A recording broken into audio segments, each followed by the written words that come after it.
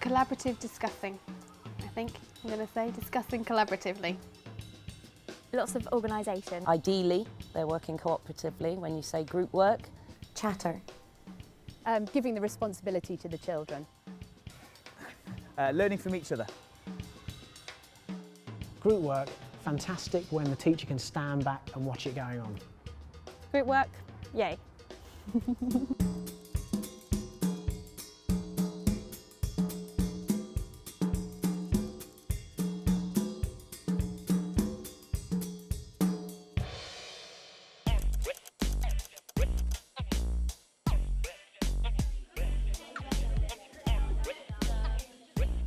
Thinking about behaviour when you're setting groups is really, really important because of the nature of the activity. The members of staff here, we went to his wedding recently, and his best man, he'd not been allowed to sit next to him from the age of 6 onwards. So, you know, every teacher knows those sort of children. As a teacher, you spend a lot of time telling them how to behave, but I think group work can show them how to behave. I think group work is an integral part of teaching, an integral part of learning, and you know, your behaviour management of a group should be the same as it would be with a class. I think obviously it depends on why a group's together.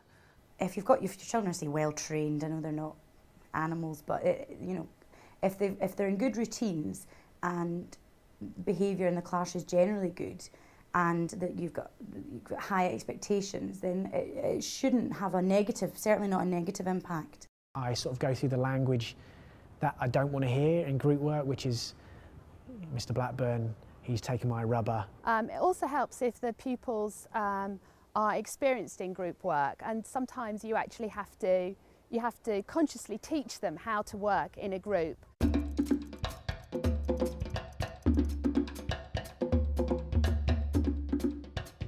Sometimes it's just nice to mix things up and get children to work with children that they don't normally work with.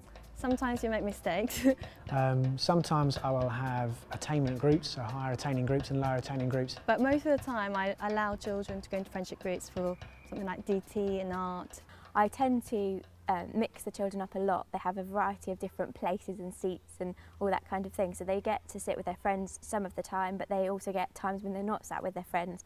And I have found the more you do that, the easier they accept it. I put them into groups almost like in character. So I might have one group that's made up of the very confident, mouthy children, and one group that's made up of the really quiet children.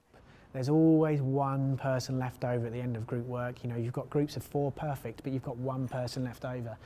And that one person is, you know, in the special group of 5. You have higher attainment children are good role models for children perhaps with English as an additional language, or for lower attaining pupils. But also that kind of your maybe gifted and talented children, that leading role or mentorship role or the role of the explainer helps to challenge them as well. So I do like to mix them up as much as I can.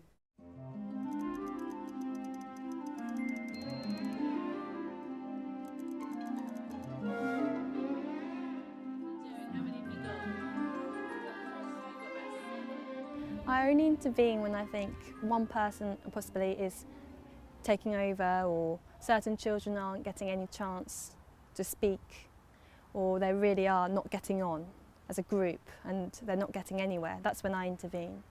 You know, there shouldn't be a teacher overarching all the time, just checking that, you know, things are exactly the way that the teacher, you know, has prescribed them. You have a little voice in your head saying, you know, they don't need you, they're doing better, they'll do better learning this without you than with you spoon feeding them.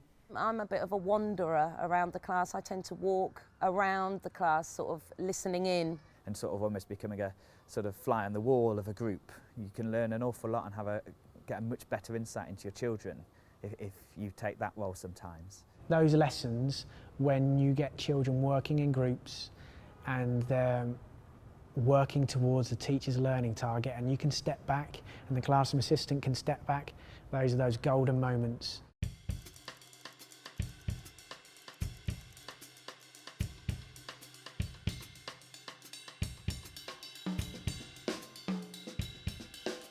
I think it's crucial, really. I think Obviously every child has their own individual personality, so you need to know how they are going to function within a group. So if they're working with one child and someone says something to them, are they going to react? This child will always speak, this child always puts their hand up, this child never allows anybody else to speak, and actually I'm looking for the quiet girl over in the corner. You need to know children whose self-confidence needs to be developed and put them in a role that's going to allow them to develop. It's useful, but it's not essential, because you learn a lot about them by observing how they interact with each other in a group. But that's the great thing about a primary school, is that you know your children really, really well.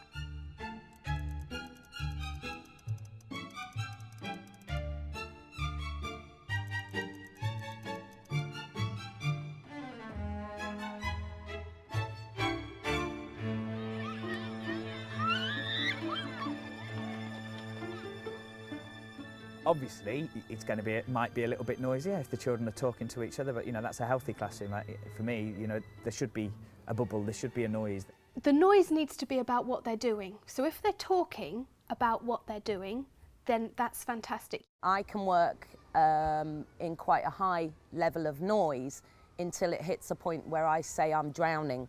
And starting to hear them be a... Good afternoon, everyone. Could Mrs. Durham come to reception, please? Mrs. Durham to reception. Thank you. If it's a proper group discussion, I say, I can't hear you, I need to hear you. Come on, everybody should be loud. Yeah, and I think other times it's just...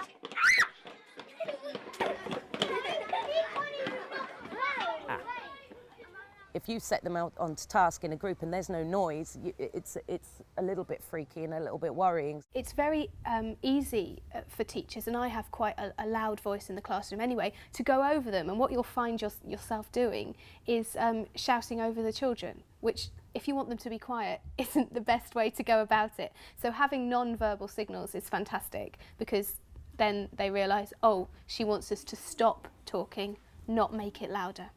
I set an expectation with my children that in a group, really, there should be one person speaking at a time. So we normally count how many groups there are and say, so how many children should be talking?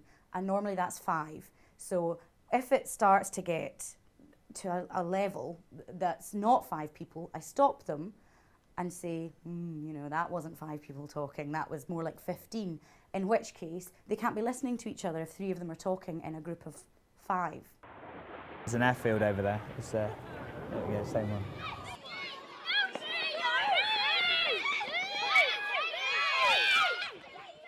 Now's the time to get a bit cross.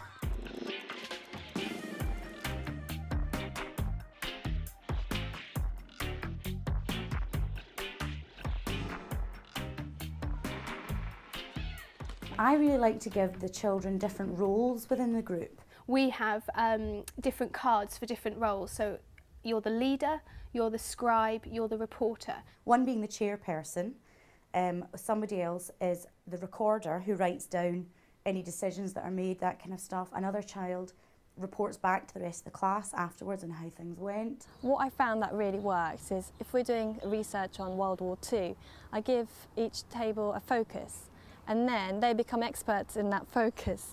All the ones go off somewhere to do their research, all the 2s go off, and you give them all the tools that they need, and then the groups come back together so that each person has different information to share into the group. And there's also a technique where you can give the children something small, like say 3 cotton buds, and whenever they speak or contribute to their group, they put down a cotton bud.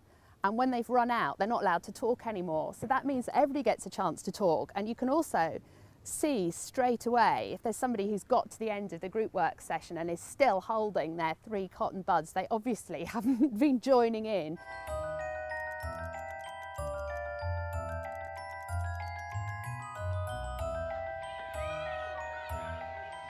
Trying to help children understand how important social skills are is quite paramount, particularly, I think, and quite sadly in this day and age.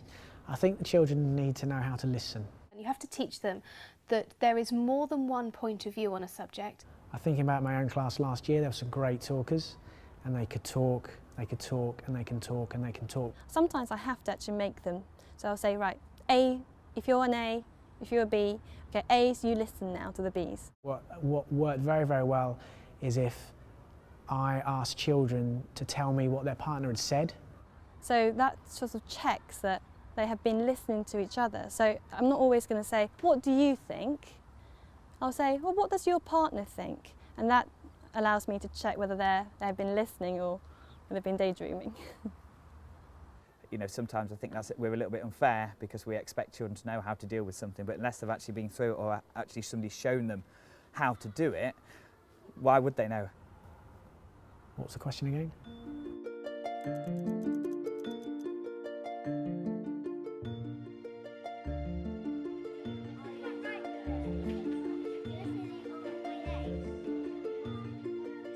I think some tasks immediately lend themselves to group work. I do a lot of group work with the PSHE. You know, whether it would be maths and investigations. PE, fantastic opportunity for group work. Or history, we were looking at projects to do with books. Science is a great one for group work, for example. I love teaching electricity in year 2 because it's one of the first times that they really start to, the light bulbs come on, both sort of metaphorically and sort of practically. Yeah, it was such a joyous moment last year when my class made circuits. I gave them the wires, the batteries and the bulbs, and that was it. And there was squeals of delight when they realised they could make the bulb light up using those things, and that was a group activity. And once one group had done it, it sort of started to spread around the class. I mean, writing a story would work really nicely as a piece of group work, but also that's a skill that they need to develop independently too, so we try to do a bit of both. Facts and figures you could get group work into, just my own, personally, I haven't used too many of those. In a test, I suppose. Other than that, I can't think of anything where you couldn't effectively use children working together in groups.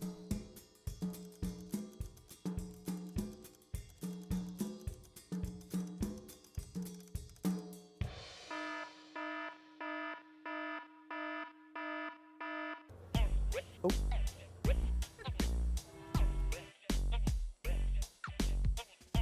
I think when group work goes wrong, it's about the worst thing that can go wrong. Chaos. But that's not a reason not to do it. No, don't be put off when group work doesn't work, because it will happen to you, definitely. It sometimes doesn't work as well as expected. Sometimes you'll have a day where 2 children have fallen out. I think if you as a teacher set the wrong task or the wrong expectations, then it can go wrong. I think when it goes disastrously wrong, you can look at a group of children and think, what have we actually gained from this lesson? You know, we're closer to lunchtime and that's about it. That is one thing. If you've got 4 or 5 different groups in your class and you haven't quite thought about each activity. I think you know when group work's really badly gone wrong when you have to spend the next half hour mopping up the tears and the conflicts that have happened. But I've never seen it go spectacularly wrong, yet. But yeah, when it goes right, it's fantastic. So, and yeah, it can be one of those golden moments that you can step back from. Say the children are learning, they're doing it independently, they're doing everything that the government says they should be doing, and you know, I'm a fantastic teacher, great.